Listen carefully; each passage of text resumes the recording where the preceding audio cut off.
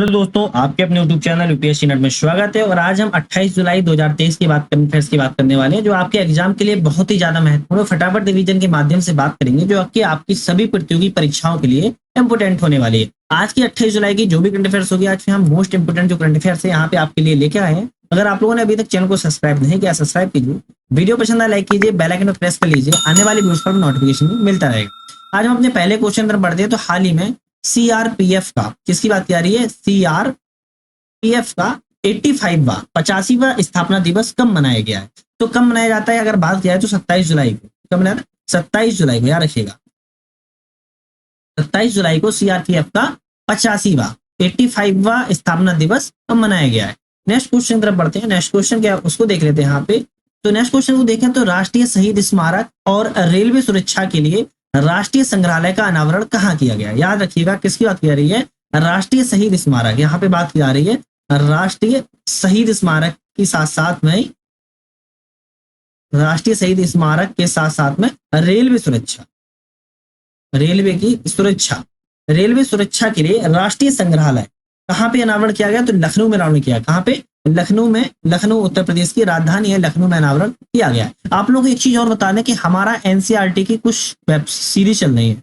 NCERT की series चल रही है जिसमें हम एमसीक्यू के साथ साथ में एक्सप्लेन अर्थात व्याख्या की बात करते हैं, एक्सप्लेन करते हैं। पहले हम एमसीक्यू लेते हैं। अगर एमसीक्यू में आपको समझ में कोई चीज नहीं आता है तो हम यहाँ पे व्याख्या भी की बात करते हैं, जो आपके लिए बहुत ज्यादा इंपोर्टेंट होती है। मान लो अगर आपको एमसीक्यू में वो क्वेश्चन नहीं आ रहा है तो हम वहाँ पे एक्सप्लेन करेंगे, वहाँ पे आपको एक्सप्लेन के साथ पूरा समझ में आ जाएगा। एनसीईआरटी अभी हाल ही में हमारी ज्योग्राफी की चल रही है और फिर सारी सब्जेक्ट की आने वाली है। क्लास 6 से लेके हम 12 तक की, वो भी क्लास वाइज साथ में चैप्टर वाइज बात कर रहे हैं वहां पे। तो आपके लिए बहुत ज्यादा इंपॉर्टेंट है। किस तरीके से आपको बता दें, जैसे मान लो अगर हम क्लास की अभी 6 क्लास की ज्योग्राफी चला रहे हैं, अगर क्लास की हम 6 क्लास की ज्योग्राफी चला रहे हैं तो 6 क्लास में आप देखोगे तो 12 चैप्टर है। कितना? 12 चैप्टर है। तो हमारी 6 क्लास की पहले चैप्टर की वीडियो बन चुकी है, दूसरे चैप्टर की बन चुकी है, तीसरे चैप्टर की बन चुकी है, चौथे चैप्टर की बन चुकी है, कल हमारी 5वें चैप्टर की आ जाएगी। तो इस तरीके से चैप्टर वाइज के साथ क्लास वाइज फिर चैप्टर वाइज, तो आपके लिए कहीं ना कहीं वो बहुत ज्यादा इंपॉर्टेंट हो जाती है। तो देखिएगा, आपको अच्छा लगेगी, नहीं लगे तो कोई बात नहीं, बाकी मुझे कमेंट में बताइएगा अगर कोई दिक्कत होती है।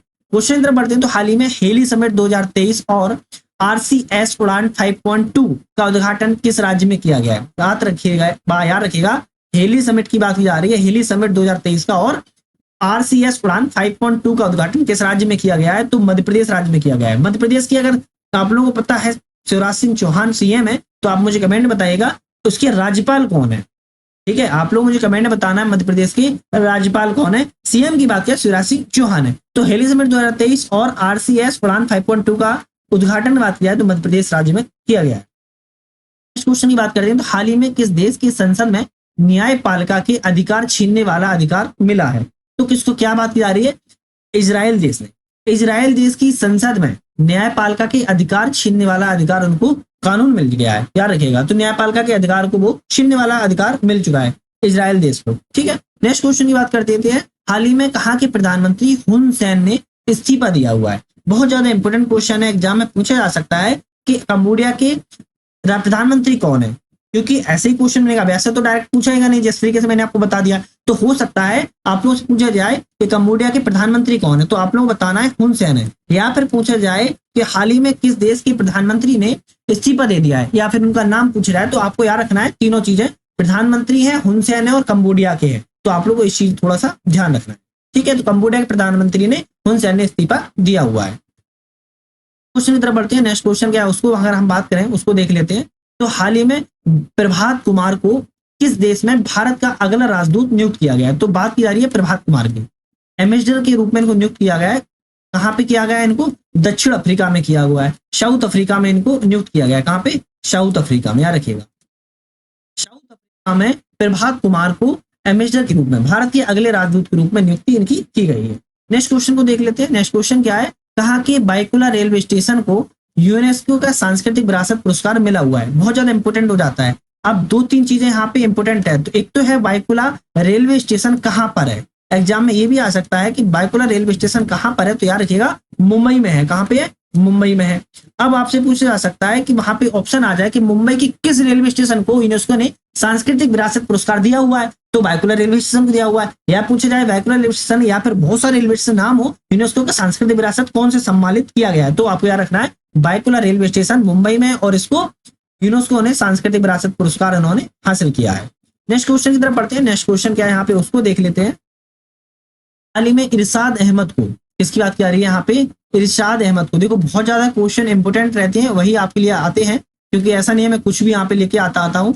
तो इरशाद अहमद को किस देश में भारत का अगला राजदूत नियुक्त किया जाएगा? प्रभात कुमार को नियुक्त किया गया कहाँ पे? साउथ अफ्रीका में, दक्षिण अफ्रीका में। लेकिन इरशाद अहमद की अगर बात किया कहाँ पे नियुक्त किया गया, तो सीरिया में नियुक्त किया गया। कहाँ पे? सीरिया में। बहुत ज्यादा चर्चित विषय है और चर्चित देश भी है, तो इंपोर्टेंट हो जाता है। इरशाद अहमद को सीरिया में राजदूत के रूप में नियुक्त किया गया है। नेक्स्ट क्वेश्चन की बात करें तो हाल ही में एशियाई पेंट्स ने कंपनी के नए अध्यक्ष के रूप में किसे नियुक्त किया है? तो आर शेरशाही को नियुक्त किया हुआ है। किसको? आर शेरशाही जी को नियुक्त किया हुआ है। नेक्स्ट क्वेश्चन की यहाँ बात कर लेते हैं। हाल ही में किसको लाइफ टाइम अचीवमेंट पुरस्कार, क्या बात करिए, लाइफ टाइम अचीवमेंट पुरस्कार मिला हुआ है? तो किसको मिला है? प्रेम प्रकाश को मिला है। अभी हाल ही में चर्चित विषय बना हुआ है, तो इंपोर्टेंट तो है, लेकिन इतना भी खास नहीं है कि आगे चल के बहुत ज्यादा इंपोर्टेंस इसका क्वेश्चन करा है। तो अगर आप पूछे जाए भी नॉर्मली कोई एग्जाम में, तो बता सकते हैं कि लाइफ टाइम अचीवमेंट पुरस्कार प्रेम प्रकाश जी को मिला हुआ है। नेक्स्ट क्वेश्चन को देख लेते हैं। नेक्स्ट क्वेश्चन क्या है? तो हाल ही में टाटा स्टील के, किसकी बात की जा रही है याद रखिएगा, ये इंपोर्टेंट क्वेश्चन हो जाता है। टाटा स्टील के एमडी और सीईओ के रूप में कौन बने हैं? तो टीवी नरेंद्रन बने हैं। कौन? टीवी नरेंद्रन जी टाटा स्टील के एमडी और सीईओ के रूप में इनकी नियुक्ति की गई है। नेक्स्ट क्वेश्चन की बात करते हैं। नेक्स्ट क्वेश्चन क्या है? तो हाल ही में किस अफ्रीकी देश ने तख्ता पलट कर राष्ट्रपति को हटा दिया है? तो किस देश ने हटा दिया है? नाइजर देश के। नाइजर देश की वहां पे सेना ने राष्ट्रपति को हटा दिया और वहां पे तख्ता पलट करके सैन्य शासन लागू कर दिया। अफ्रीकी देश है ये नाइजर, ठीक है, आप लोगों को याद रखना है। अफ्रीकी देश में नाइजर देश ने तख्ता पलट कर राष्ट्रपति को हटा दिया है। नेक्स्ट क्वेश्चन की तरफ बढ़ते हैं। हाल ही में फांगनोन कोन्याक राज्यसभा की, क्या बात करिए, फांगनोन कोन्याक राज्यसभा की अध्यक्षता करने वाली किस राज्य की पहली महिला संसद बनी है? पहली महिला संसद बनी है। तो नागालैंड राज्य से संबंधित का इंपोर्टेंट क्वेश्चन है, पूछा जा सकता है कि फांगनोन कोन्याक राज्यसभा की अध्यक्ष वाली किस राज्य से संबंधित का संबंध? तो नागालैंड राज्य से संबंधित का याद रखिएगा, ठीक है। नेक्स्ट क्वेश्चन को देख लेते हैं। नेक्स्ट क्वेश्चन की तरफ बढ़ते हैं। नेक्स्ट क्वेश्चन क्या है? बात करें तो कौन सी राज्य सरकार डॉक्टरों की सेवानिवृत्ति की आयु बढ़ाकर 65 ईयर्स कर रही है? कितनी?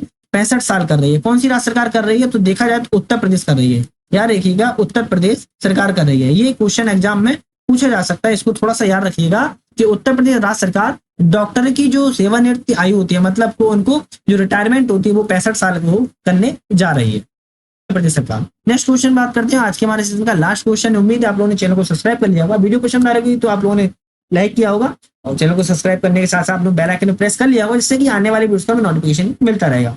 हाल ही में किसने मेरा गांव मेरी धरोहर पहल को शुरू किया है?